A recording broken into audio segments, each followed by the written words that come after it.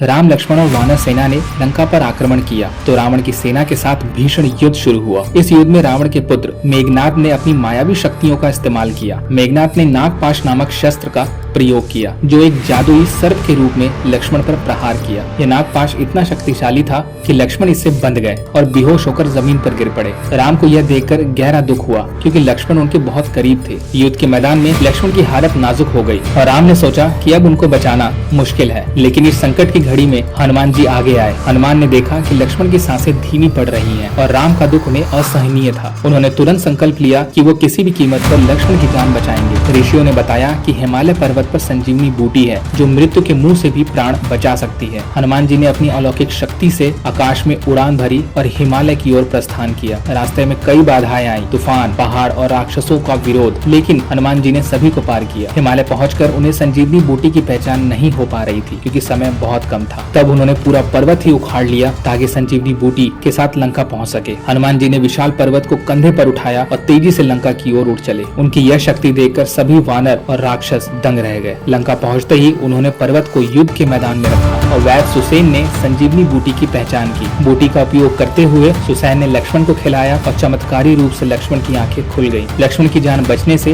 राम का चेहरा खुशी से खिल उठा। लक्ष्मण के ठीक होने के बाद युद्ध फिर से शुरू हुआ और राम की सेना ने रावण के खिलाफ एक मजबूती से मोर्चा लिया। आगे जानने के लिए लाइक सब्सक्राइब जरूर करें।